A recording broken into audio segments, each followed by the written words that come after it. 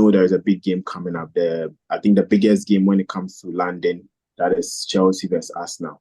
These two clubs have been able to gather a lot of feeling, especially with the crowd. I think when you come to London or when you go to London, you get to talk to 5 people. You are getting 3 people or 2 people supporting us now, and the other 2 also supporting Chelsea. Maybe one for Fulham or maybe West Ham or Nottingham Forest, any other team. This is one of the biggest games, especially when it comes to London fixtures, and we know the history behind this fixture. So today I want us to have a discussion from both clubs, from Chelsea's view, from the Arsenal view. We get to go into the game, look at the head-to-head, the form guide, and also previous games they've played. Chelsea playing in the Conference League and also Arsenal playing in the Champions League. We'll look at that, we'll look at the managers, and we'll come directly into the game. So firstly, let me welcome us to the show. Julius has been on the show for 2 times, and now we have an Arsenal fan also coming on the show. So please, you take us through, you introduce yourself to our viewers, then they get to know about you. If you have any social media platforms, any platform to share other videos onto, you can also share it up so that they can also get to follow you from that side. Thank you, Ben. So my name, I'll use what I call myself on my content channels is Sub, and my channels are on Instagram, Twitter, YouTube is Substance Football. I mainly first of all, I'm a lifelong Arsenal fan. Been going to games since I was 7 years old. I occasionally go to games now when the ballot system allows me to. In terms of content, I do mostly stuff around football boots, football apparel, football gear. So if you're interested in that kind of stuff, I don't need to talk about like my favorite player or anything like that. This is the first time I've actually kind of like talked about Arsenal in any of my like channels or anything like that. So I guess I just give you a background. Well, it's not showing, but I've got like a big. Maybe I just tilt my screen a bit. You can see I've got a signed shirt of Thierry Henry in the background there, just above my bed. As you can see, very loyal, very dedicated Arsenal fan. Okay, so that's good. It shows that you are really an Arsenal fan. And let's look at your club first. They are visiting Chelsea at the Stamford Bridge. And we know these 2 clubs, when it comes to rivalry, they've created a whole lot, especially when it comes to playing against each other. Even when Chelsea is having a fixture against another club, Arsenal fans automatically get to support the other club because they don't want Chelsea to pick up the victory. When Arsenal was even leading the league table, Chelsea were just wishing to Arsenal slip off so that Arsenal cannot win the league table. And last season, you had a very great season with a whole lot of performance, but it was just a slip that made you lose the title. I want to ask from your end, what do you think last season caused you the title? And which particular game would you say, if we had to visit that game again and we made these changes and we won that game, we would have won the title? I'd say a lot of people kind of look with our season last season where they see the club to say they kind of look to 2 games. Is the Villa game, of course, which we lost at home. And then there's the match against Man City, which we draw 0-0. We got a lot of criticism for not being like more attacking and being more like assertive and more kind of just opening that game. But I'd say where we lost the title was in the first half of the season. There were certain games where we dropped points at home that we shouldn't have. So even maybe away as well. So I can point towards the Fulham game in the first few games of the season where I think we drew in the end. It was 2-2. They even went down to 10 men and we still conceded in like the late stages of the game. We should have just saw the game out. There's that game. There's the Spurs game as well, which we drew 2-2 after being in a very commanding position. I think there were just a few games, especially I could guess you could go point towards the 2 Fulham games where I think we kind of stumbled. And then because the second half of the season, I don't think I could really fault the team. One loss, it would be too much to like say that one loss is the reason why we won the league. I think there were just silly points that we dropped in the earlier half of the season. I'm just thinking about it. There's the West Ham game as well, which we lost at home. Was it 3-1? I think it was in the end. But yeah, I think that was like that first half of the season where we just dropped points at home is where I feel that we lost the league last year, not necessarily in the second half against like the City match or the Villa match. Okay, in your last Premier League games, you lost against Bournemouth, you drew against Liverpool and lost against Newcastle. Then even in the Champions League against Inter Milan, Arsenal lost. It has been 4 games without a taste of victory. And there've been a whole lot of conversation about Arteta not bringing in a striker, Arteta trying to summon a lot of midfield players that has made the club's performance a bit more defensive going forward towards games. We've not seen us now for almost 2, 3 seasons now. We've not seen us now go 5 games without a victory. And do you think the end of the best time with Arteta is coming to an end, or you think it's just a bad patch and Arsenal will just get back to form? I think it's the latter. I think we'll get back to form. Sometimes things won't go to plan. I think this will be like in the first, since you could say we've been competing for the title, this is the first kind of major blip you can see in the team. I'd say it's down to we've had quite a lot of injuries, which has affected our the way we play. In my opinion, it shouldn't do. I think you should have a certain way you should play all the time, and like if one player is injured and isn't playing, I don't think your whole system should like collapse in that sense. Yeah, but for me, I think it's more like I think with Odegaard actually coming back into the team as well, that's a huge boost for us. We saw he only came on for like maybe the last 10 minutes of the Inter Milan game. I don't believe he'll start on Sunday against Chelsea, but him coming back into the team is a huge boost. We have other players coming back from injury as well, so I think maybe the plight of injuries we've had and then silly suspensions as well, I think has really affected our general form.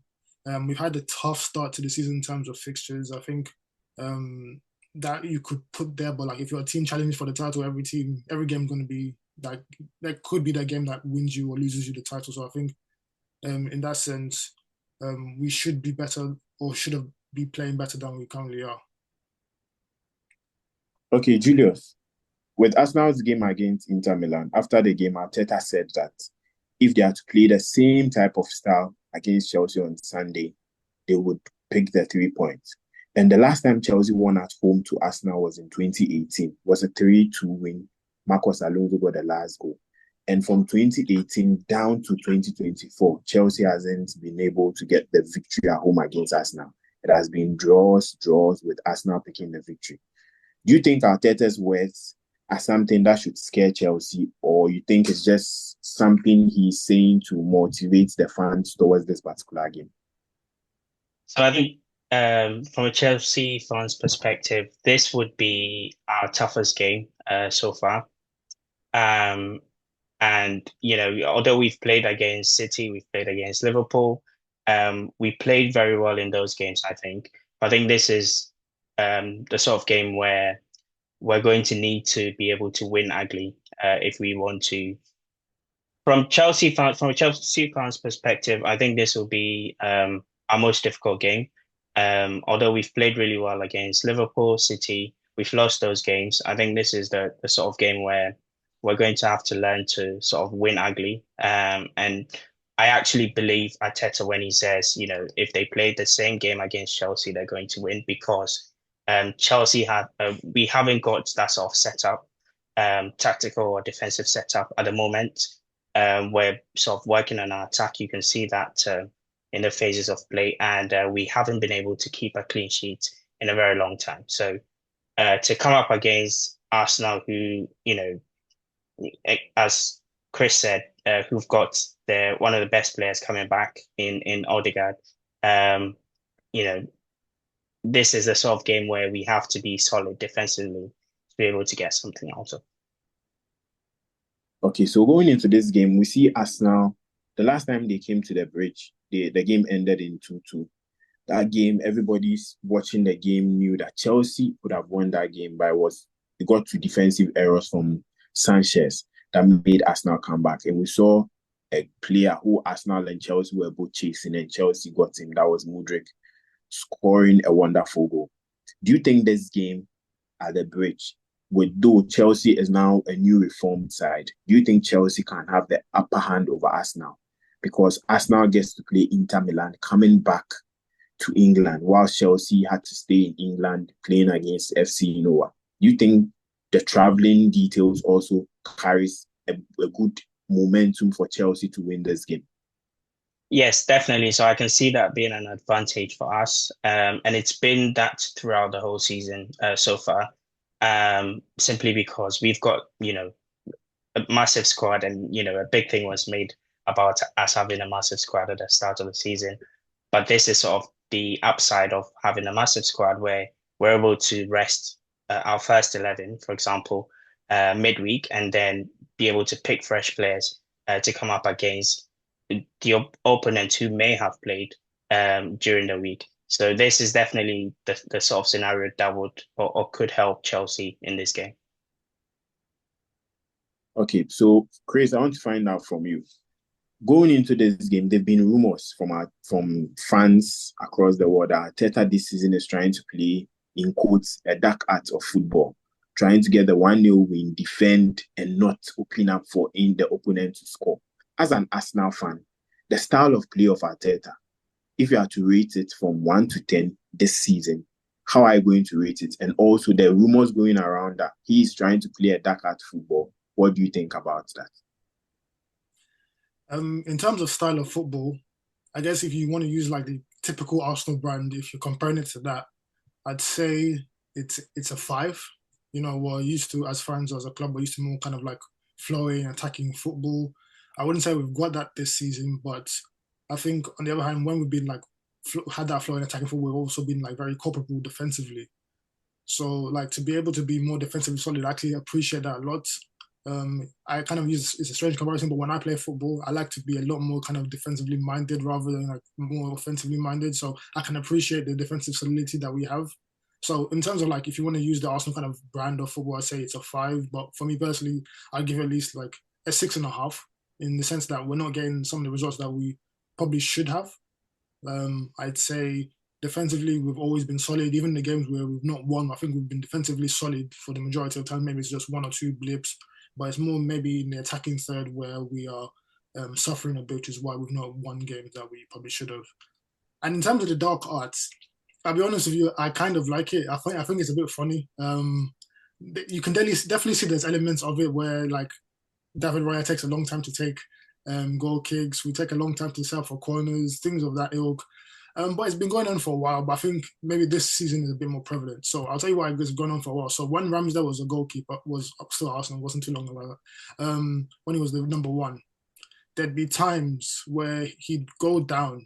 I know he wasn't injured or anything like that. He'll just go down. And then, of course, if the keeper goes down, the referee has to stop the game. The moment he goes down, Arteta will have like a little team talk with the players to kind of, I don't know, get his word across, and then play will carry on. Ramsdale was never injured. He never had to come off for any of these things, but you could clearly see some people could clearly see there was something there. So I think sometimes it's a bit much, I guess, where I guess there's a bit too much emotion and like it just gets out of hand. So like I'm surprised it happened. It took so long to happen, but you saw yesterday, if you watched the game, that Inter Milan actually got a free kick because Arteta handled the ball before the ball went out of play. You know, he likes to stay outside his touchline and very close to the stay out of his technical area, very close to the touchline. So we had that instance there. It's just like sometimes I think it's a bit much, but I don't mind it necessarily. You know, the best teams aren't always the most kind of not necessarily respected, but they're not the most like liked teams. You know, so I don't mind it in that sense. Okay, so let's look at Chelsea. As an Arsenal fan, this season, Enzo Maresca coming in, I think all Arsenal fans were wishing that Enzo Maresca could also turn out to be the Potters, the Pochettinos, the Frank Lampards, to not take the team to where Chelsea are supposed to be, so that Arsenal can get to dominate the London side of the table. But looking at Enzo Maresca coming in, I want to ask you a question from the other side of the fan base.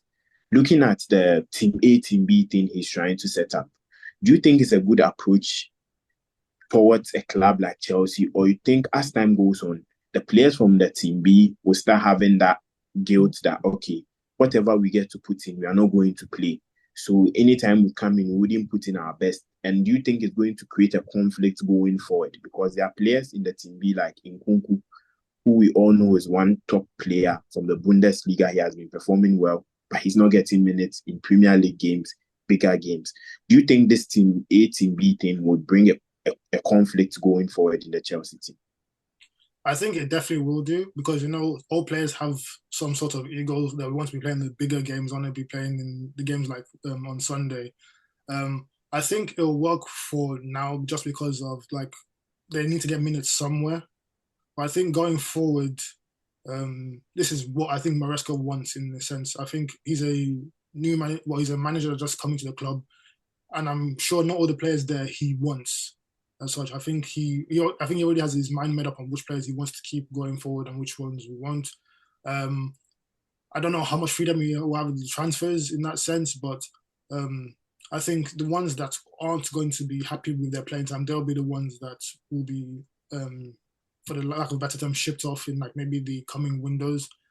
It's unfortunate. I think the Chelsea squad, even though you've got a lot of players, there's a lot of like talent in that squad, and a lot of them won't get to showcase it because they don't get to play regularly. So the likes of one I won't say worry about, but is Malo Gusto. I think he's a very good right back. But with James coming back into the team, he's the captain. He's going to start. And then what are you going to do? Cucurella's a left back. He's a European Euros winning left back. You're not going to drop him for Gusto when it comes to who's the better left back in that sense. So he might be one of the players, unfortunately, who might kind of fall short in that sense. So just in general, I think going forward, like into the last stage of in the season and maybe going into next season as well, I think there will be that conflict. But I guess in that sense, sometimes it causes a rise out of players. So like I said, players will have ego. Maybe they'll put more work into training. They'll try and show up a bit more to catch the eye of Maresca. Maybe they'll get more opportunities in the I guess you can call it the A team.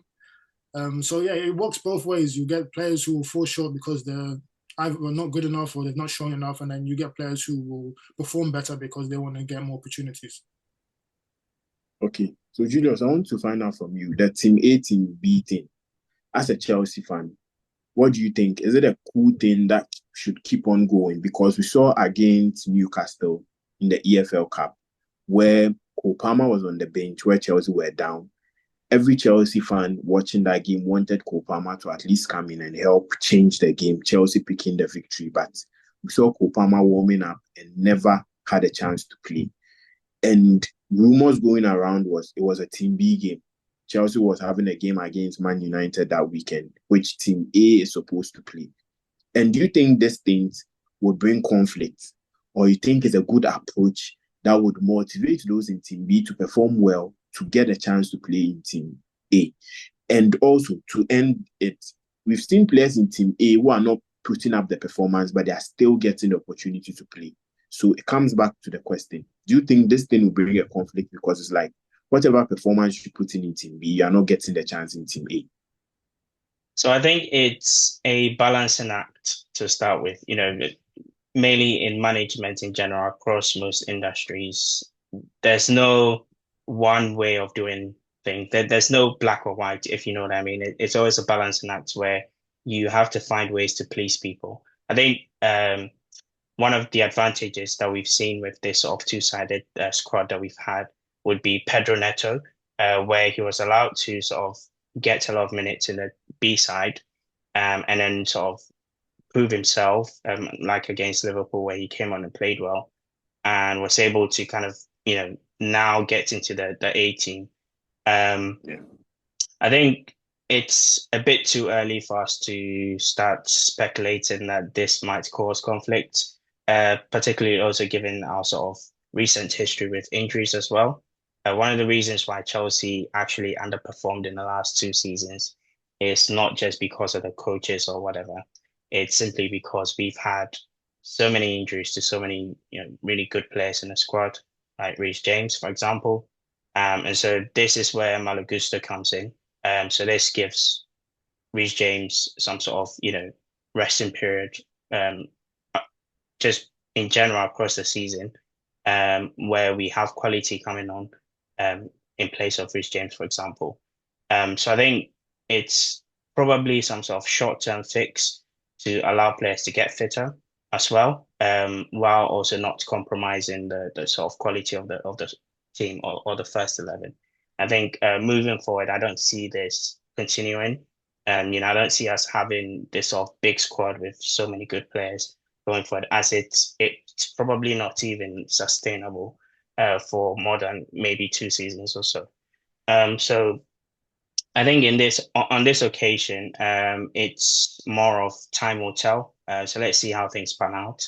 and not sort of, jump to conclusions on how the squad is going to sort of balance the A and the B side. And also, when the manager was questioned about this, he said there was no sort of team A, team B. I know he's trying to sort of kill the narrative of having two-sided squads, but so I think it's something that has been brought up by journalists and other rival fans like Chris.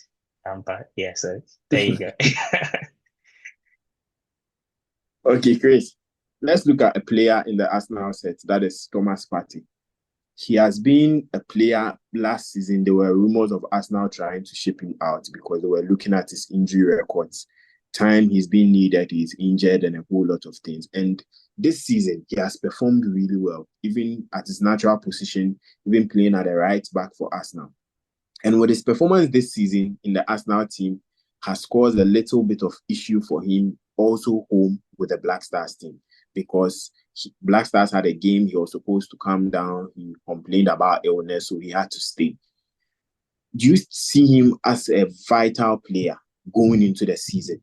And if Thomas Partey is to get injured during the season, do you think it will be something like the Man City Rodri situation? So I say with Thomas Partey, he's really picked up this season. I think at the start of the season, there was a lot of kind of complaints around his performance. He didn't look fit, etc. And I think it was after the Atalanta game in the Champions League. From then, he's just been like a very solid performer from the team. He's looking like the Thomas Partey from a few seasons ago. In terms of his importance to the team, you can see he's very vital. I think we have a few players in that position. We have the likes of Jorginho, we have Rice who can play there. And I think Rice and Jorginho, they have their qualities. But I think in terms of just like a good balance between the two, in terms of like someone who's good defensively and progressive with the ball, I think Partey is a good combination of the two. So for him to stay fit is, I think, is vital to the way we play. I wouldn't say it's of the level of maybe say Rodri if he gets injured as such, but because we do have a bit of depth there. But like, when he doesn't play in that kind of sixth role, you can see in terms of like progressing the ball forward, it's not as quick as if it was say a Rice was in that position. And in terms of like defending transitions, it says Jorginho there were not that solid defensively. So Thomas Partey, vital player for us going forward. I hope he stays fit. I hope he stays healthy for us. But yeah, vital player to the squad. I wouldn't say it's if he gets injured, I wouldn't say it's as detrimental as say Rodri, but yeah, he's still a very important player for us. Okay, so let me say the last Arsenal question before we get into the game. Kai Havertz has been a talk after the Man City game, has been a talk after the Inter Milan game, has been a talk after the Newcastle game. Arsenal fans are trying to ask, what is Kai Havertz's right position? And we've seen him giving goals, but this season there've been time he has been needed and he has been just off. Being an Arsenal fan, having Kai Havertz for, let's say, 2 seasons now, what do you think is his right position and where should he play that would fit the Arsenal team going forward? I think Kai Havertz is a bit of an enigma in terms of what his best position is. So it's like what Xerxes said, he's like a 9, he said he's a 9.5? Or was it a 10.5 he said he was? I think Havertz is a similar ilk where when he works like a target man, but he's not that kind of box presence of a target man. He's more like winning duels up on the pitch and then bringing the ball down, bringing other players into play as such. I'd say his best position is, well, if he was to play in any position for us, I think where he is now is probably the best position. I don't necessarily like him in midfield. But going forward for us, I think he should be more of an option that we have to do that. In my opinion, I still think we need like a proper striker, someone who kind of like stretches the back line of defenses. I don't think Havertz necessarily does that. Havertz has his own qualities as such. He's also not a player where you're going to expect him to get like 25 goals a season. I'd like to be able to do that as well as still be able to like bring players into play. They're quite hard to find nowadays, but I'm sure there's some out there. But yeah, in terms of his best position going forward for Arsenal, it would be like that kind of position he's playing now, like a false 9-ish position. Okay, Julius, Kai Havertz has been at Chelsea for 2 seasons, winning you the Champions League. and also performing at the Super Cup where he scored that last-minute penalty for Chelsea to win. Looking at him from Chelsea to Arsenal, do you think Kai Havertz has improved at Arsenal, or you think it's just the same Kai Havertz that Chelsea had, and it's like Arsenal are just having that same version of the player? So I think he's improved. Arsenal have I'd say a more matured Kai Havertz. I think it's only natural that, a player who's played in the Premier League already, and with his qualities as well, good education, good footballing education, and some leadership qualities as well. It's only natural that, he would improve with time. And I think players like Havertz, as always, as Chris said, are always a problem in terms of their positioning. And, I think it's almost as if you have to mold your team or your squad around that sort of player. But as Chris said, again, I think he should be like a backup striker for Arsenal at the moment if they want to challenge for the title, simply because of, his lack of finishing. I think sometimes, especially when he's needed, when he needs to score that 1-0 or the 2-1, the sort of goals that gives you something, he struggles to find that confidence. You often find that he scores the 3-1s, when the pressure is off. That hasn't been the case, to be fair, in his time at Arsenal lately. He's been more of a leader a little bit. But from his time at Chelsea, he struggled to kind of self-impose on the game, or score the sort of vital goals that would get you points. Yeah. Okay. So now let's dive into the game. Let's look at Sunday. Let's look at how both coaches will approach this particular game. So, Chris, I want to ask Arteta, after going 3 games in the Premier League, not picking a victory, and also in the Champions League had to lose to Inter Milan, how do you think Arteta would approach this game? And let's look at the approach first. Then now we'll look at the lineup. We are looking that Arsenal would parade for this particular game, which would suit and go forward to beat Chelsea. Okay. In terms of approach, I think he'll still do what he did against Inter Milan. I don't think we try to change our approach much most times in most games. Maybe there'll be a bit more caution in terms of defending transitions, because your wingers are very quick, and your striker as well. Jackson, Neto, Madueke, and then there's the issue of Cole Palmer if he plays as well. I think with him, he can even create from deep as well, which is another kind of threat that we have to deal with. So I think in terms of approach, I think there'll be a lot of maybe pressure high up the field, try to keep you guys penned into your own half as much as we can. But I think it'll be literally more of the same that we see in most games. Whether or not we can actually get that off is another story.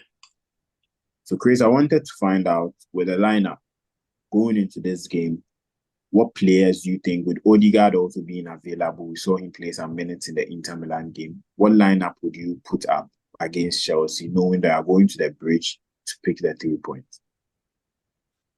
Okay, I'll tell you the one that I would like to see, and then what we probably will see first. So, what I think we'll see will be the exact same that we saw against Inter Milan. So, Raya, White, Saliba, Gabriel, Timber, Marino, Trossard, Partey, and then on the wings it will be Martinelli, Saka, of course, and Havertz up front.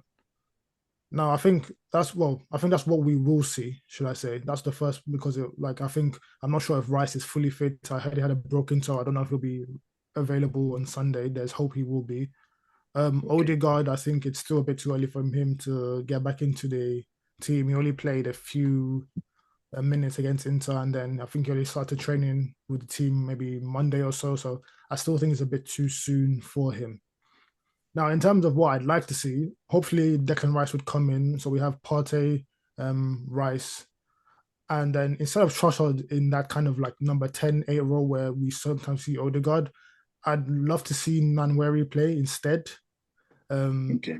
Of course, he's only 17, and it's a big game to throw him in. And then against the likes of Caicedo and Lavia, who are very good midfielders in their own rights, I think it might be a big test. It'd be a test too far for him just yet. So I think Trossard will start there. I've not been happy with Trossard's performances when he starts. I think he's more of an impact sub kind of player when he does, and that's when he usually does well. in the times where he has started, I think he's a bit off the mark. He's not. It doesn't look as sharp in that central position. I'd rather have him off him, like either in that 9 position or false 9 position where Havertz is, or on the left hand side where Martinelli is. But I think we'll see the exact same lineup that we saw against Inter Milan. Yeah, going into this game, let's look at the Chelsea side. With Chelsea player, we know Cole Palmer has been superb for Chelsea this season. We also last season, the numbers he put up, weren't expecting much this season, but he has been able to match up with the numbers last season. Do you think Cole Palmer would be a big threat for the backline of Arsenal, especially when he drops in between and trying to create those long passes for his wingers? Do you think Cole Palmer would be a big threat in this game? And if Arsenal wants to go into this game, we've seen games Cole Palmer wasn't having an impact on the game, like the Man United game, like the Liverpool game. How would Arsenal implement those same strategies to try and hold Cole Palmer off for him not getting his best game? I think the thing with Cole Palmer, I think, is a difficult one because of like he's like the player he reminds me a lot of is like Özil, in where like maybe not necessarily they are always on the ball, demanding the ball and taking the game by the scruff of the neck.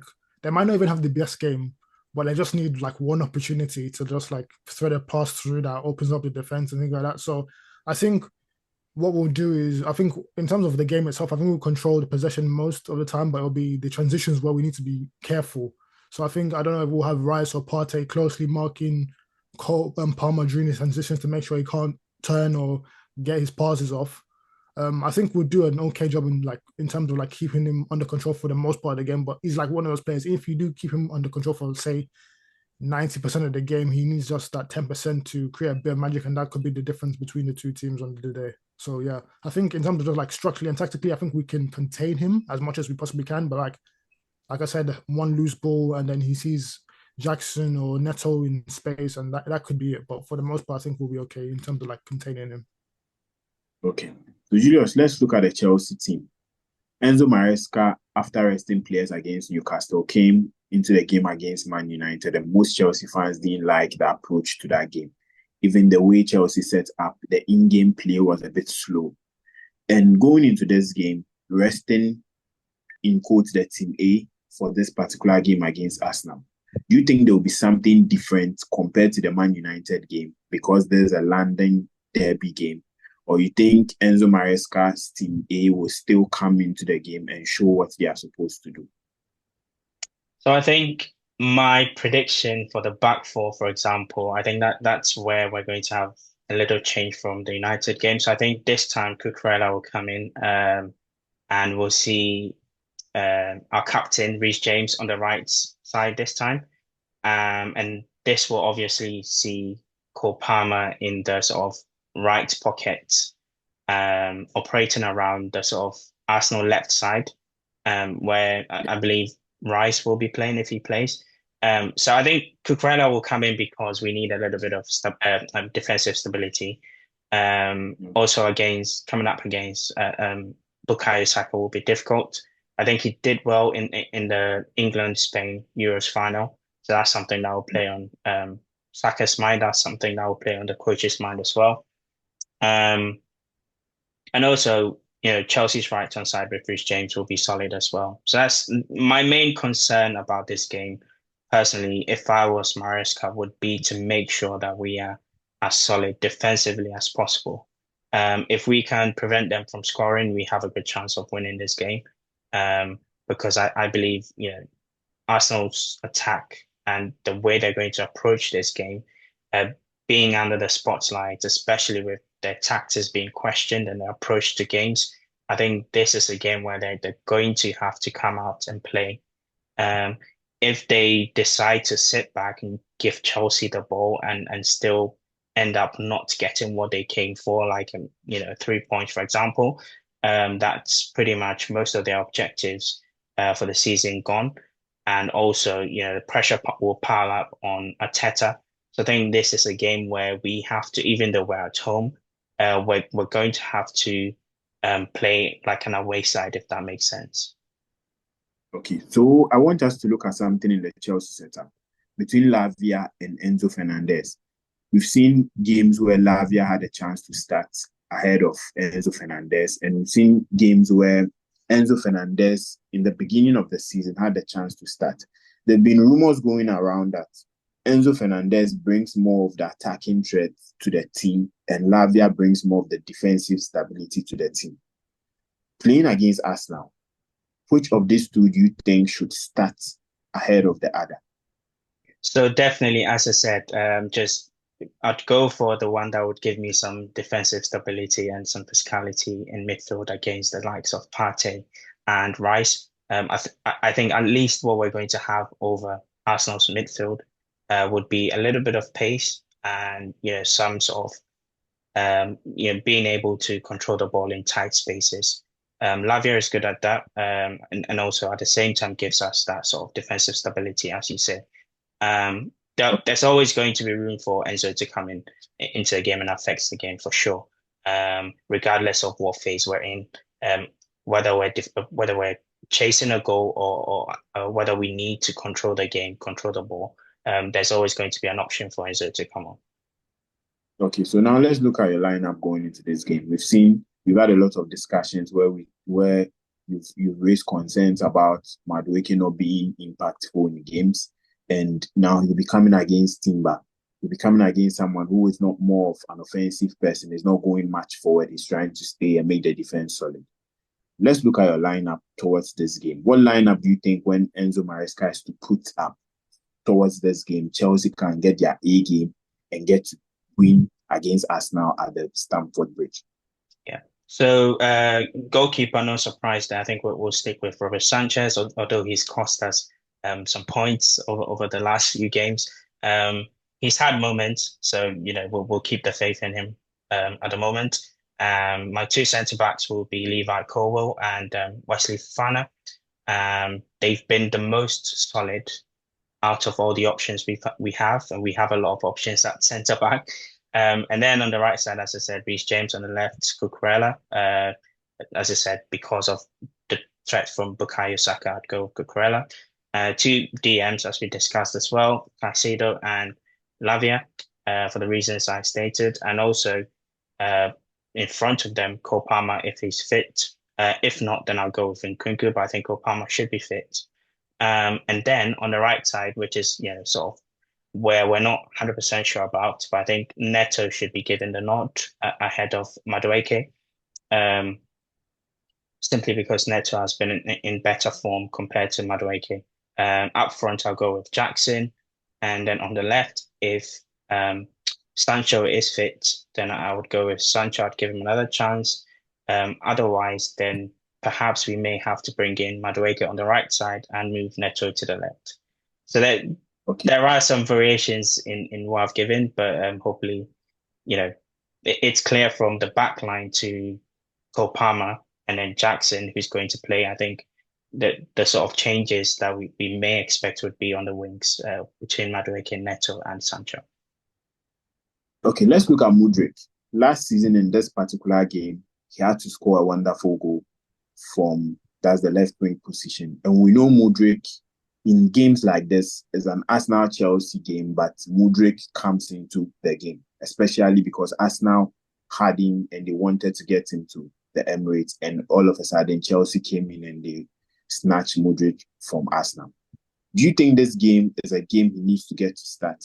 We've seen his performance against FC Noah. We've seen his performance in the EFL, in the Conference League. He's putting up some efforts to try and get back to the team. Do you think he should be given the opportunity, especially playing against a club like Arsenal?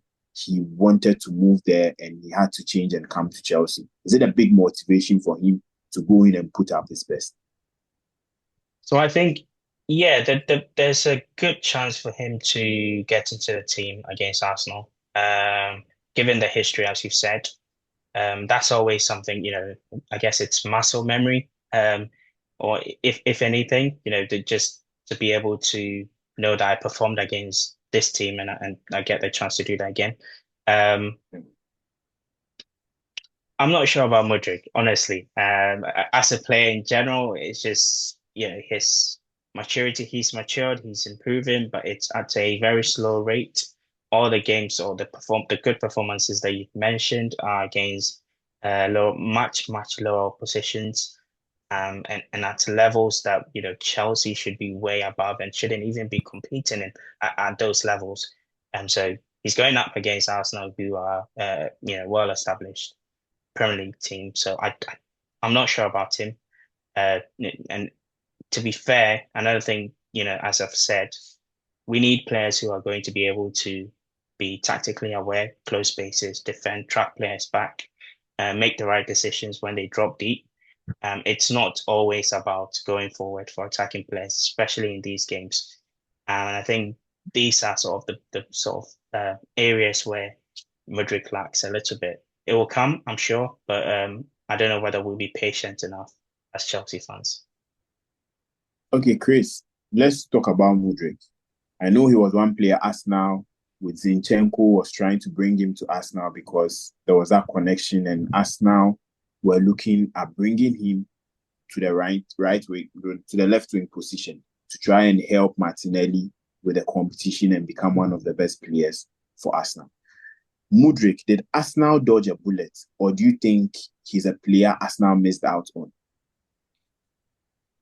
I think based on what we've seen so far from you, say it's a dodge bullets, but I'm a big believer of like good players or bad players. It depends on like the situation where they're in and how they perform. So I'd like to believe that if he joined Arsenal, he'd be a bit more of a different player. I see him in the same kind of mold as a Martinelli, except that Mudryk likes to cut inside a bit more than Martinelli does. Martinelli is more like a byline winger that comes to get that kind of crossing. With Mudryk, I'd say, like I said, bullet dodged, or if that's the right term. But I think there is a player there.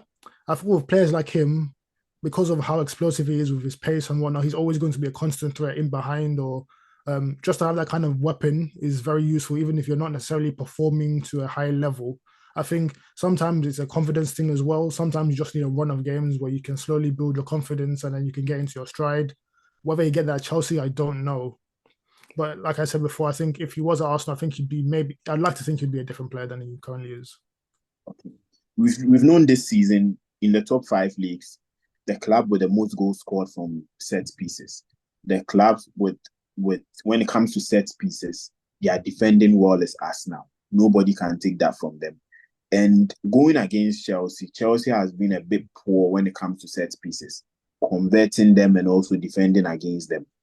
What do you think Arteta needs to put into his boys, especially going into this game? Should we be looking out for more corners, for more set piece, because we know that this team we are playing against can't defend well against set piece?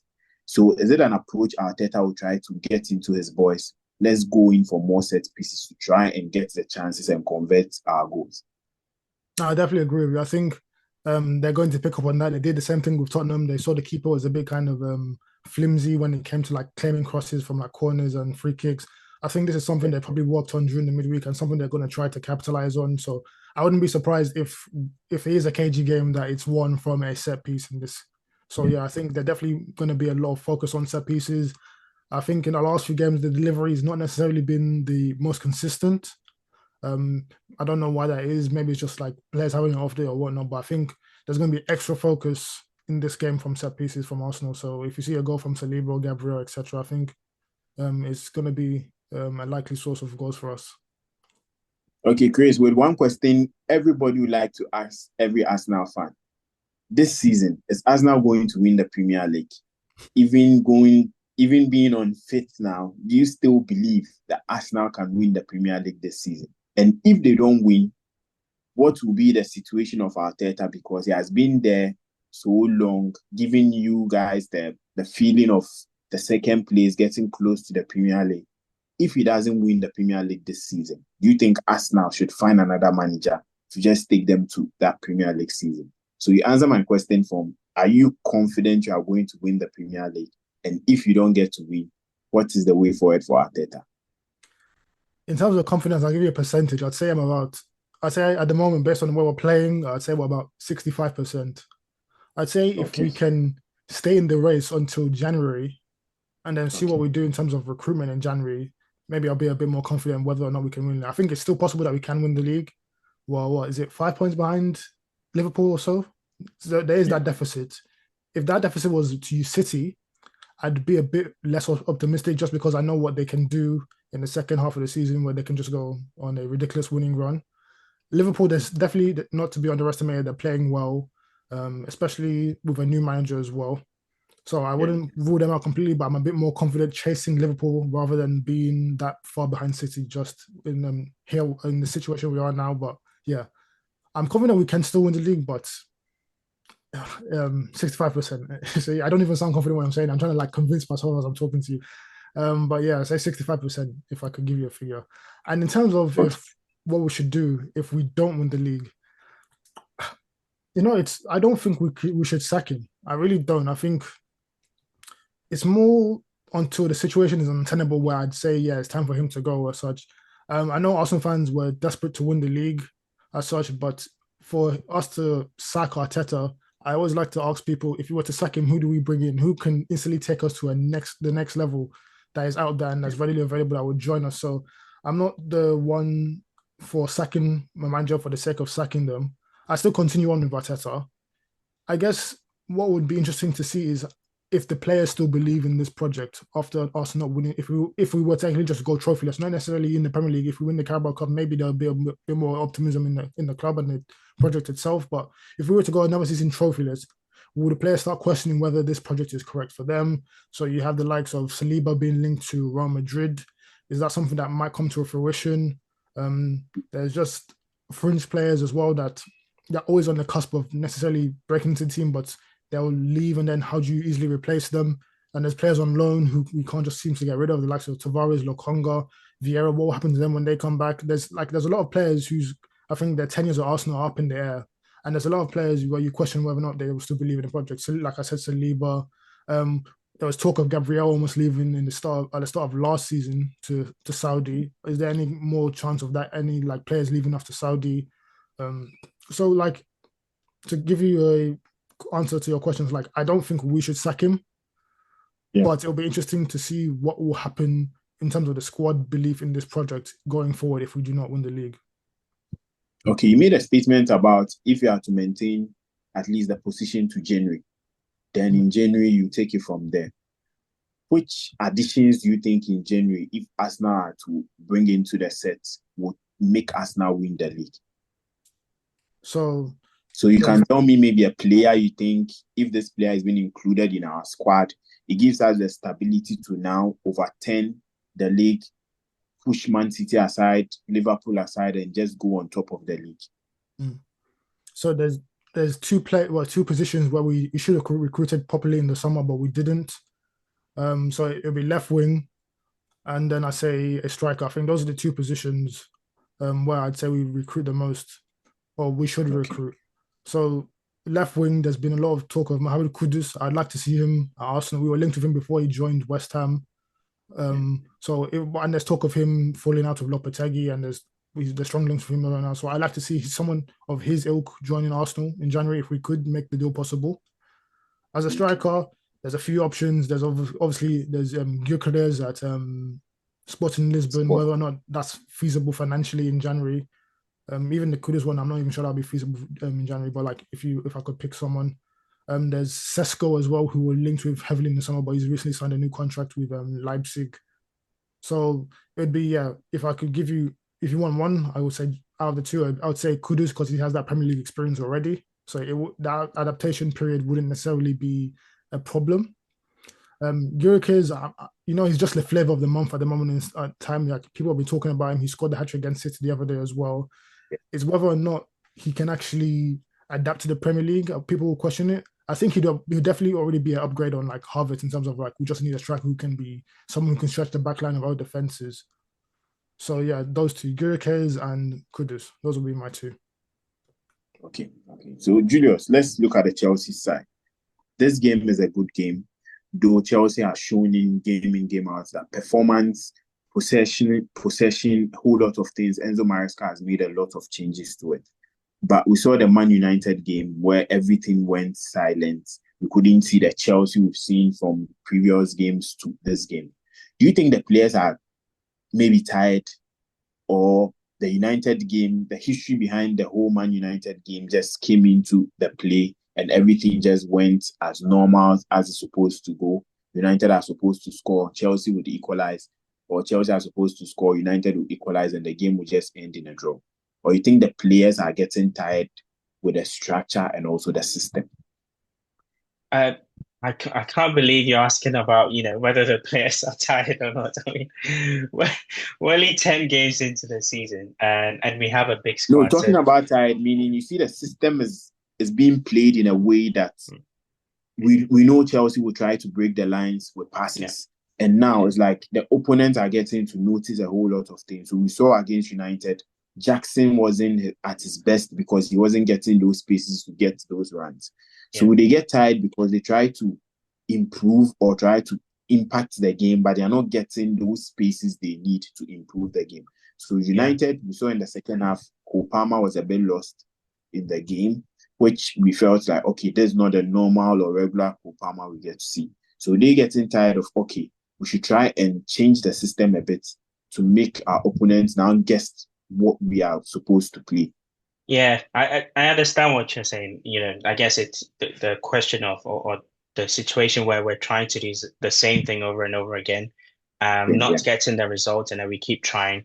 I think that sort of that sort of situation is mainly down to Maresca playing what's his name, the guy that played right back, Malo Gusto. yeah. Yeah, sort of inverting into the central areas in the attacking areas. And then there's that sort of lack of quality from him. And also not connecting with Madueke in some situations. He did change it by bringing Cucurella on and then moving Kopama to the sort of right pocket. And then actually we were creating or looked a lot more dangerous in the first half when Gusto was on. So I just think it's time for him to try and integrate the likes of Nkunku into the attacking setup. I think just sort of trying to use a defensive player into those attacking positions. There's simply that sort of lack of quality. We saw that against Liverpool as well, where he had a clear shot on target. Well, it wasn't, yeah, it was a clear shot on goal, but then the effort wasn't good. And you could tell the Liverpool players were just allowing him to shoot it or get the ball in that situation. Whereas if we had the likes of Nkunku in that position, for example, it's a more dangerous situation for us. Um, so I think I see Enzo Maresca as one of those coaches who will definitely review what's going on and try and implement some new ideas, hopefully to wake the players up and not get them bored of doing the same thing over and over again. Hence why I feel Cucurella will come back into the team just to refresh things again. Okay, so this season, checking from the table, Wolves has the most difficult fixtures up to now. And the next team on that list is Chelsea. Chelsea have had difficult fixtures to now, but their position on the league table is promising, especially going into January. And we know when the December-January period is one packed period where there are a lot of games. You think Enzo Maresca coming in with this difficult fixtures has been able to go through with a lot of good score lines? January, do you think going into January is something that would help Chelsea to secure the top four and we'll see Chelsea in the next Champions League edition next year? Yeah, definitely. So I mean, I can't believe again that we're talking about Chelsea potentially signing more players. I think there are just a few details that we need to sort of work on, especially defensively. I think we can say that the likes of Tosin and the other bloke, the one that played Disasi actually, Yeah. hasn't really worked out. I think just to Chelsea's level, they're simply not good enough. So I think we may look into bringing Chalobah back. That would be a good addition to the squad. That would make the fans happy for sure, I think. Um, but then maybe January is too soon to solve those problems. So maybe that will be in the summer. I think January, what they may try to do is to maybe reopen talks with Osimhen and try and see if they can find a solution for him to move from Galatasaray to Chelsea. That would be a good deal for Chelsea for sure. And yeah, to be fair, in general, we don't need that many players, or we have a good squad. There's definitely enough attacking players for Maresca to be able to work with. in terms of his position currently, and and the fact that we've had the second most difficult fixture list so far. That's been obviously impressive by the Chelsea squad and the manager. And so I think if we can, see if we get to January and we're still in the same position that we are now, I think we can be definitely confident of getting top four. Okay, so in January, if Chelsea had to bring in Osimhen, do you think Chelsea can challenge for the title? I think that will depend on, as I say, where we would be in January. If we find ourselves 5 points, 8 points behind City or Liverpool, I think, yeah, for sure, Osimhen is the sort of player that can take you to the title, as you say. He's a world-class striker. So for sure.